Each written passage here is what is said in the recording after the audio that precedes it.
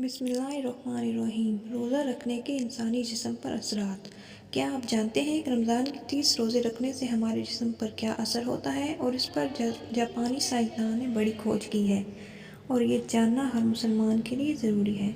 جاپانی سائنسدان یوشینوری اوشومی کو 2016 میں میڈیسن پر نوبل پرائز دیا گیا۔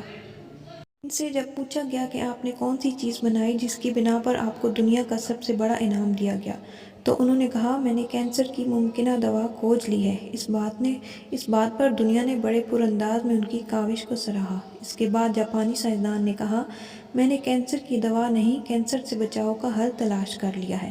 لوگوں نے پوچھا، بتائیے ایسا کیا کیا جائے جس سے کینسر سے بچا جا سکے؟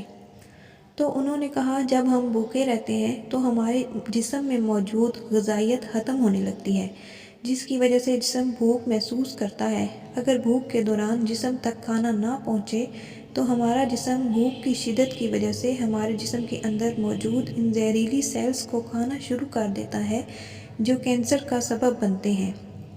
اس عمل کو میڈیکل کی زبان میں آٹوفیگی کہا جاتا ہے۔ اگر آپ چاہتے ہیں کہ آپ کا جسم ایسے بیمار سیل سے پاک ہو تو آپ کو بھوکا رہنا چاہیے۔ جب ایسے سیلز مرنا شروع کر دیتے ہیں تو کینسر ہونے کا خطرہ کم ہو جاتا ہے۔ اس کے بعد جاپانی سائنسدان سے پوچھا گیا، انسان کو سال بھر میں کتنے دن بھوکا رہنا چاہیے؟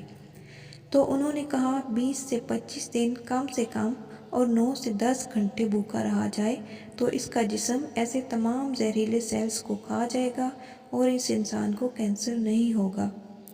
اے رب کریم، آج ہمیں سمجھ آیا کہ مومن پر روزے کیوں فرض کیے گئے، اور اس کی بھی سمجھ آ گئی کہ آپ صلی اللہ علیہ وآلہ وسلم نے فرمایا، ہر شے کی زکوٰۃ ہے اور جسم کی زکوٰۃ روزہ ہے۔ میرے اللہ کی شان دیکھیے جس نے عبادت کے اندر بھی بیماریوں کا علاج رکھا ہے۔